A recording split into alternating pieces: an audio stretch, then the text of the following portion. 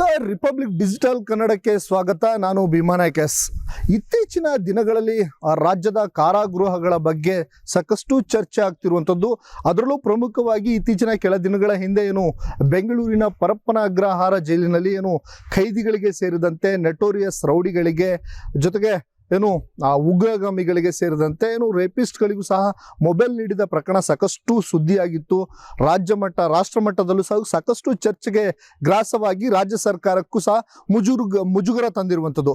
ಈ ಪ್ರಕರಣಗಳ ಬೆನ್ನಲ್ಲೇ ಈಗ ರಾಜ್ಯದ ಹೈಟೆಕ್ ಜೈಲೆಂದೇ ಖ್ಯಾತಿಯಾಗಿರುವಂಥ ಶಿವಮೊಗ್ಗ ಕಾರಾಗೃಹದ ಬಗ್ಗೆಯೂ ಸಾಕಷ್ಟು ಚರ್ಚೆಗಳಾಗ್ತಿರುವಂಥದ್ದು. ಕಳೆದ ಅನೇಕ ವರ್ಷಗಳಿಂದ 2017ರಲ್ಲಿ ಶಿವಮೊಗ್ಗದ ಸೋಗಾನೆ ಬಳಿ ಇರುವಂಥ ಕಾರಾಗೃಹ ಸೆಂಟ್ರಲ್ ಜೈಲ್, ಶಿವಮೊಗ್ಗದ ಸೆಂಟ್ರಲ್ ಜೈಲ್ ಪ್ರಾರಂಭವಾಯಿತು.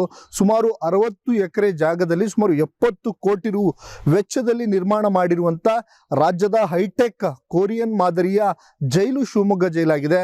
ಆದರೆ ಇತ್ತೀಚಿನ ದಿನಗಳಲ್ಲಿ ಈ ಜೈಲಿನಲ್ಲಿ ಸಾಕಷ್ಟು ಗಾಂಜಾ ಹಾವಳಿಗಳು ಹೆಚ್ಚಾಗ್ತಿರುವಂಥದ್ದು. ಗಾಂಜಾ ಹಾವಳಿಗೆ ಸಂಬಂಧಪಟ್ಟಂತೆ ಅನೇಕ ಪ್ರಕರಣಗಳು ದಾಖಲಾಗಿದ್ದಾವೆ. ಜೊತೆಗೆ ಈ ಗಾಂಜಾ ಹಾವಳಿಗಳಲ್ಲಿ ಅಧಿಕಾರಿಗಳು, ಅಲ್ಲಿರುವಂಥ ಸಿಬ್ಬಂದಿಗಳೇ ಭಾಗಿಯಾಗಿರುವಂಥದ್ದು ಸಹ ಪ್ರಕರಣಗಳು ದಾಖಲಾಗಿ ಇಡೀ ರಾಜ್ಯ ಸರ್ಕಾರ ಸೇರಿದಂತೆ ಒಂದು ಆಡಳಿತ ವ್ಯವಸ್ಥೆಗೆ ಮುಜುಗರವನ್ನು ತಂದಿರುವಂಥದ್ದು. ನಾನಿಲ್ಲಿ ಕೆಲವೊಂದಿಷ್ಟು ಪ್ರಮುಖ ಪ್ರಕರಣಗಳನ್ನು ಹೇಳ್ತಾ ಹೋಗ್ತೇನೆ. ಶಿವಮೊಗ್ಗದ ಕೇಂದ್ರ ಕಾರಾಗೃಹ ಶಿವಮೊಗ್ಗ ನಗರದಿಂದ ಸುಮಾರು 15 ಕಿಲೋಮೀಟರ್ ದೂರದಲ್ಲಿರುವಂಥದ್ದು. ಸೋಗಾನೆ ಬಳಿ ಎನ್ನುವಂಥ ಒಂದು ಗ್ರಾಮದ ಬಳಿ ಈ 60 ಎಕರೆ ಜಾಗದ ವ್ಯಾಪ್ತಿಯಲ್ಲಿ 70 ಕೋಟಿ ರು ವೆಚ್ಚದಲ್ಲಿ ರಾಜ್ಯ ಸರ್ಕಾರ ಇದನ್ನು ನಿರ್ಮಾಣ ಮಾಡಿತ್ತು. ಆದರೆ ಸುಮಾರು 740ಕ್ಕೂ ಹೆಚ್ಚು ಖೈದಿಗಳು ಆ ಜೈಲಿನಲ್ಲಿದ್ದಾರೆ.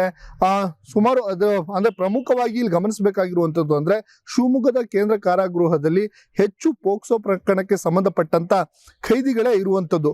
ಈಗ ನಾವು ಮಾತಾಡಬೇಕಾಗಿರುವಂಥ ಪ್ರಮುಖ ವಿಷಯಗಳು ಅಂದರೆ ಗಾಂಜಾ ಹಾವಳಿ ಅಂದರೆ ಒಂದು ತಿಂಗಳಲ್ಲೇ ಎಷ್ಟು ಪ್ರಕರಣಗಳಾಗಿದ್ದಾವೆ ಅನ್ನೋದನ್ನು ನಾನು ಹೇಳ್ತಾ ಹೋಗ್ತೇನೆ. ಕಳೆದ ಒಂದು ತಿಂಗಳಲ್ಲಿ ಸುಮಾರು 5ಕ್ಕೂ ಪ್ರಮುಖ ಪ್ರಕರಣಗಳನ್ನು ನಾವು ಗಮನಿಸಬೇಕಾಗಿರುವಂಥದ್ದು. ಮೊದಲನೇದಾಗಿ ಕಳೆದ ಒಂದು 20-25 ದಿನಗಳ ಹಿಂದೆ ಜೈಲಿನ ಮುಖ್ಯ ವೀಕ್ಷಕ ಶಿವಮೂರ್ತಿ ಬಸವರಾಜ್ ಎನ್ನುವಂಥ ವ್ಯಕ್ತಿಯೇ, ಸಿಬ್ಬಂದಿಯೇ ಅಲ್ಲಿರುವಂಥ ಸಜಾಬಂದಿ ಖೈದಿಗೆ ಮೊಬೈಲನ್ನು ಕೊಟ್ಟು ಸಿಕ್ಕಾಕೊಂಡಿರ್ತಾನೆ. CCTVಯಲ್ಲಿ ಅಲ್ಲಿನ ಮುಖ್ಯ ವೀಕ್ಷಕರು, ಅಧಿಕಾರಿಗಳು ಅದನ್ನು CCTVಯಲ್ಲಿ ಪರಿಶೀಲಿಸಿದಾಗ ಅಲ್ಲಿ ಮುಖ್ಯ ವೀಕ್ಷಕನೇ ಆ ಜೈಲಲ್ಲಿ ಇರುವಂಥ ಸಜಾಬಂದಿ ಖೈದಿಗೆ ಮೊಬೈಲನ್ನು ಕೊಟ್ಟು ತಗಲಾಕೊಂಡಿರ್ತಾನೆ. ಇದು ಪ್ರಕರಣ ಸಹ ದಾಖಲಾಗಿರುತ್ತೆ.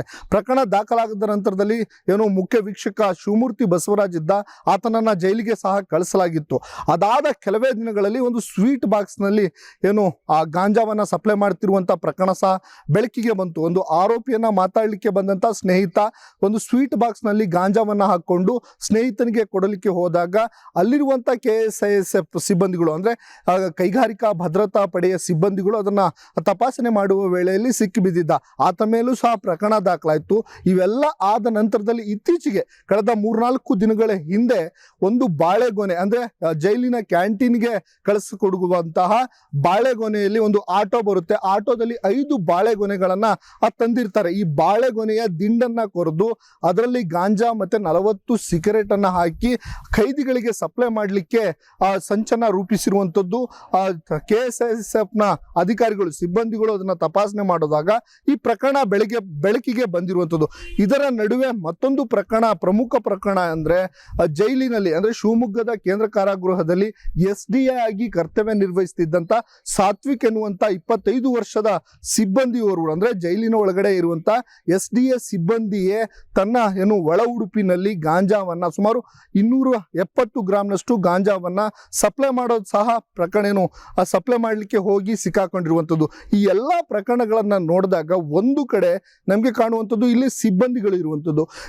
2-3 ಪ್ರಕರಣಗಳಲ್ಲಿ ಸಿಬ್ಬಂದಿಗಳೇ ಭಾಗಿಯಾಗಿ ಅಲ್ಲಿರುವಂಥ ಸಜಾಬಂದಿ ಖೈದಿಗಳಾಗಿರ್ಬೋದು, ಖೈದಿಗಳಿಗೆ ಗಾಂಜಾವನ್ನು ಸಪ್ಲೈ ಮಾಡ್ತಿರುವಂಥದ್ದು ಕಂಡು ಬಂದಿದೆ ಒಂದು ಪ್ರಕರಣ. ಆದರೆ ಮತ್ತೊಂದು ಕಡೆ ಇಷ್ಟೆಲ್ಲ ಆದರೂ ಕಳೆದ ಒಂದು 2-3 ತಿಂಗಳುಗಳ ಹಿಂದೆ ಮತ್ತೊಂದು ಪ್ರಮುಖ ಇಂಥದ್ದೇ ಒಂದು ಪ್ರಕರಣ ನಡೆದಿತ್ತು. ಏನು ಅಂದರೆ ಅಲ್ಲಿ ಜೈಲಿನಲ್ಲಿರುವಂಥ ಸಿಬ್ಬಂದಿ ಜೈಲಿನಲ್ಲಿರುವಂಥ ಖೈದಿ ತಾನು ಒಳಗಡೆ ಮೊಬೈಲನ್ನು ತೆಗೆದುಕೊಂಡು ಹೋಗಿರ್ತಾನೆ.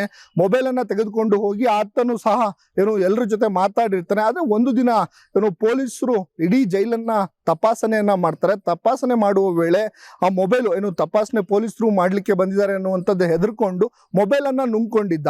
ಅದಾದ ನಂತರ 2-3 ದಿನಗಳ ನಂತರದಲ್ಲಿ ಆತನಿಗೆ ಹೊಟ್ಟೆ ನೋವನ್ನು ಕಾಣಿಸ್ಕೊಂಡಿತ್ತು. ಹೊಟ್ಟೆ ನೋವು ಕಾಣಿಸ್ಕೊಂಡ ನಂತರದಲ್ಲಿ ಏನಿದೆ ಅಂತ ಹೇಳಿ ಆಸ್ಪತ್ರೆಗೆ ಖೈದಿಯನ್ನು ಕರೆದುಕೊಂಡು ಬರ್ತಾರೆ. ಆಗ ಆಪರೇಷನ್ ಮಾಡಿದಾಗ ಆತನ ಹೊಟ್ಟೆಯಲ್ಲಿ ಮೊಬೈಲ್ ಇತ್ತು. ಹೀಗೆ ಅಂದರೆ ಜೈಲಿನಲ್ಲಿ ಇದ್ದಾಗಲೂ ಸಹ ಮೊಬೈಲ್ ಇಟ್ಕೊಳ್ಳುವಂಥದ್ದು, ಜೊತೆಗೆ ಸಿಬ್ಬಂದಿಗಳು ಇದರಲ್ಲಿ ಭಾಗಿಯಾಗುವಂಥದ್ದು, ಗಾಂಜಾ ಸಪ್ಲೈ ಮಾಡುವಂಥದ್ದು, ಈ ಎಲ್ಲ ಪ್ರಕರಣಗಳು ಶಿವಮೊಗ್ಗದ ಕೇಂದ್ರ ಕಾರಾಗೃಹದಲ್ಲಿ ಇರುವಂಥ ವ್ಯವಸ್ಥೆಯನ್ನು ಈಗಾಗಲೇ ಎತ್ತಿ ತೋರಿಸಿರುವಂಥದ್ದು. ಜೊತೆಗೆ ರಾಜಕೀಯ ಸ್ವರೂಪವನ್ನು ಕೆಲವೊಂದ್ಸತಿ ಪಡ್ಕೊಂಡಿತ್ತು. ಅಂದರೆ ರಾಜ್ಯದ ಆಡಳಿತ ವ್ಯವಸ್ಥೆಯ ವಿರುದ್ಧ ವಿರೋಧ ಪಕ್ಷದವರು ಒಂದು ಬೆಟ್ಟು ಮಾಡಿ ತೋರಿಸುವಂಥ ಪ್ರಕರಣಗಳು ಆಗಿತ್ತು. ಈ ರೀತಿಯ ವ್ಯವಸ್ಥೆಗಳಾದರೂ ಯಾಕೆ ರಾಜ್ಯ ಸರ್ಕಾರ, ಗೃಹ ಇಲಾಖೆ, ಸಂಬಂಧಪಟ್ಟಂತ ಇಲಾಖೆಗಳು ಯಾಕೆ ಕ್ರಮವನ್ನ ಕೈಗೊಳ್ಳುತ್ತಿಲ್ಲ ಅಂತ ಹೇಳಿ ವಿರೋಧ ಪಕ್ಷದ ನಾಯಕರು ಜೊತೆಗೆ ಸಂಸದರು ಈ ಪ್ರಕರಣಗಳ ಬಗ್ಗೆ ಮಾತಾಡಿದ್ರು. ಈಗ ನಾವು ಪ್ರಮುಖವಾಗಿ ಅಂದ್ರೆ ಕೈಗಾರಿಕಾ ಭದ್ರತಾ ಪಡೆಯನ್ನ ಈಗಾಗಲೇ ನಿಯೋಜಿಸಿರುವಂಥದ್ದು. ಅಲ್ಲಿ ಅಂದ್ರೆ ಯಾರೇ ಖೈದಿಗಳಾಗಿರ್ಲಿ, ಖೈದಿಗಳನ್ನ ಮಾತಾಡಿಸ್ಲಿಕ್ಕೆ ಹೋಗುವಂತ ಆ ಥರ ಸಂಬಂಧಿಗಳಾಗಿರ್ಬೋದು, ಅವರು ಹೋದಾಗ ಮುಖ್ಯ ಗೇಟ್ ಅಂದ್ರೆ ಮೊದಲನೇ ಗೇಟ್ನಲ್ಲಿ ಅವರನ್ನ ಕೇಂದ್ರ ರಾಜ್ಯ ಕೈಗಾರಿಕಾ ಭದ್ರತಾ ಪಡೆ KSISF ನ ಸಿಬ್ಬಂದಿಗಳು ಅವರನ್ನ ಮೊದಲಿಗೆ ತಪಾಸಣೆಯನ್ನ ಒಳಪಡಿಸ್ತಾರೆ. ತಪಾಸಣೆಯನ್ನ ಆದ ನಂತರದಲ್ಲಿ ಒಳಗಡೆ ಯಾರೇ ಆಗಿರ್ಬೋದು, ಅಲ್ಲಿರುವಂಥ ಜೈಲು ಸಿಬ್ಬಂದಿಗಳಾಗಿರ್ಬೋದು, ಅಲ್ಲಿರುವಂಥ ಸಜಾಬಂದಿ ಖೈದಿಗಳು ಅಥವಾ ಅಲ್ಲಿರುವಂಥವ್ರನ್ನ ಯಾರೇ ಸಂಬಂಧಿಕರು ಬಂದು ಮಾತಾಡಿಸಿದಾಗಲೂ ಸಹ ಅವರನ್ನ ತಪಾಸಣೆಯನ್ನ ಮಾಡುವಂಥದ್ದು ಅಲ್ಲಿರುವಂಥ ಕೈಗಾರಿಕಾ ಭದ್ರತಾ ಪಡೆಯ ಸಿಬ್ಬಂದಿಗಳು. ಅದಾದ ನಂತರದಲ್ಲಿ ಜೈಲಿಗೆ ಎಂಟ್ರಿ ಕೊಟ್ಟಾದ ನಂತರದಲ್ಲಿ ಅಲ್ಲಿರುವಂಥ ಜೈಲು ಸಿಬ್ಬಂದಿಗಳು ಯಾರು ಯಾವುದೇ ವಸ್ತುಗಳನ್ನು ತೆಗೆದುಕೊಂಡು ಹೋದ್ರು ಅದನ್ನು ತಪಾಸಣೆ ಮಾಡುವಂಥ ಕೆಲಸವನ್ನು ಮಾಡ್ತಾರೆ. ಇಷ್ಟೆಲ್ಲ ಬಿಗಿ ಭದ್ರತೆಗಳು ಇದ್ರೂ ಸಹ ಜೈಲಿನ ಒಳಗಡೆ ಹೇಗೆ ಗಾಂಜಾಗಳು ಸಪ್ಲೈ ಆಗುತ್ತೆ, ಮೊಬೈಲ್ಗಳು ಸಪ್ಲೈ ಆಗುತ್ತೆ ಅನ್ನುವಂಥದ್ದು ಈಗಿರುವಂಥ ಯಕ್ಷ ಪ್ರಶ್ನೆ, ಎಲ್ಲರ ಮುಂದಿರುವಂಥ ಯಕ್ಷ ಪ್ರಶ್ನೆ. ಇಲ್ಲಿ ಕಾಣದ ಕೈಗಳು ಕೆಲಸವನ್ನ ಮಾಡ್ತಿದ್ದಾವ ಅಥವಾ ಅಲ್ಲಿರುವಂಥ ಅಧಿಕಾರಿಗಳೇ ಎಲ್ಲದರ ಹಿಂದೆ ಕೈವಾಡವನ್ನ ನಡೆಸ್ತಿದ್ದಾರಾ? ಯಾರ ಸಪೋರ್ಟ್ ಇಲ್ಲದೆ ಅಥವಾ ಯಾರ ಬೆಂಬಲವಿಲ್ಲದೆ ಈ ಎಲ್ಲ ಕೆಲಸಗಳು ನಡೀತಾವ ಅನ್ನೋವಂಥದ್ದು ಪ್ರಮುಖವಾಗಿರುವಂಥ ಸಾರ್ವಜನಿಕರಿಗೆ ಅಥವಾ ಎಲ್ರಿಗೂ ಕಾಡುವಂಥ ಪ್ರಮುಖ ಪ್ರಶ್ನೆ. ನಾವಿಲ್ಲಿ ಗಮನಿಸಬೇಕಾಗಿರುವಂಥದ್ದು ಮೊದಲನೇದಾಗಿ KSISF ನ ಸಿಬ್ಬಂದಿಗಳು ತಪಾಸಣೆಯನ್ನ ಮಾಡ್ತಾರೆ. ಆ ತಪಾಸಣೆ ಆದ ನಂತರದಲ್ಲೂ ಜೈಲು ಸಿಬ್ಬಂದಿಗಳು ಅಲ್ಲಿ ಹೊರಗಡೆ ತಪಾಸಣೆಯನ್ನ ಮಾಡ್ತಾರೆ. ಇಷ್ಟೆಲ್ಲ ಭದ್ರತೆಯ ನಡುವೆ ಜೈಲಿನ ಒಳಗಡೆ ಹೇಗೆ ಗಾಂಜಾ ಸಿಗುತ್ತೆ, ಮೊಬೈಲ್ಗಳು ಸಿಗ್ತವೆ, ಸಿಗರೇಟ್ ಸಿಗುತ್ತೆ, ಜೊತೆಗೆ ಮಾದಕ ವಸ್ತುಗಳು ಸಿಗುತ್ತೆ ಅನ್ನುವಂಥದ್ದು ಪ್ರಶ್ನೆ. ಹಾಗಾಗಿ ಇಲ್ಲಿ ನಮಗೆ ಕಾಡುವಂಥ ಪ್ರಶ್ನೆ, ಅಲ್ಲಿ ಅಧಿಕಾರಿಗಳೇ ಶಾಮೀಲಾಗಿದ್ದಾರಾ ಎನ್ನುವಂಥದ್ದನ್ನು ನಾವು ಗಮನಿಸಬೇಕಾಗಿರುವಂಥದ್ದು. ಈ ಕಳೆದ 4-5 ದಿನಗಳಲ್ಲಿ ನಡೆದಂಥ ಕೆಲವೊಂದು ಪ್ರಕರಣಗಳು ಸಾಕಷ್ಟು ಈ ಆಡಳಿತ ವ್ಯವಸ್ಥೆಯನ್ನು ಮುಜುಗರಕ್ಕೆ ಈಡು ಮಾಡಿದೆ.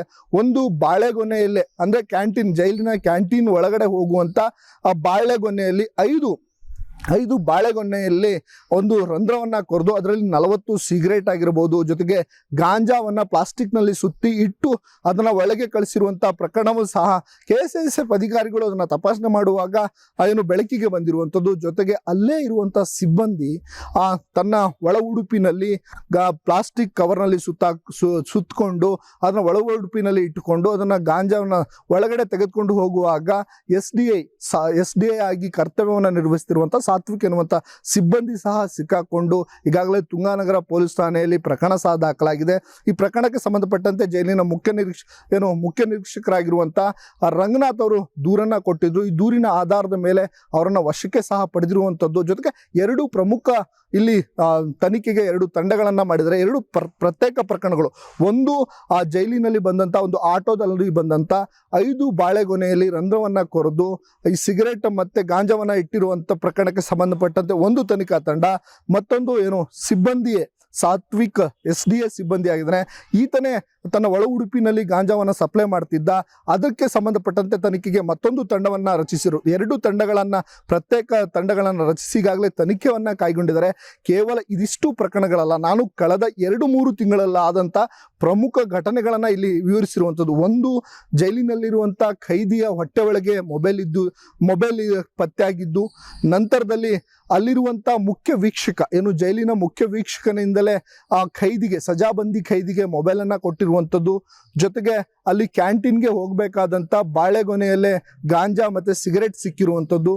ಜೊತೆಗೆ ಸಿಬ್ಬಂದಿಯೇ ಅಲ್ಲಿ ಕರ್ತವ್ಯವನ್ನು ನಿರ್ವಹಿಸ್ತಿರುವಂಥ ಸಿಬ್ಬಂದಿಯೇ ತನ್ನ ಒಳ ಉಡುಪಿನಲ್ಲಿ ಗಾಂಜಾವನ್ನು ಸಪ್ಲೈ ಮಾಡ್ತಿರುವಂಥದ್ದು.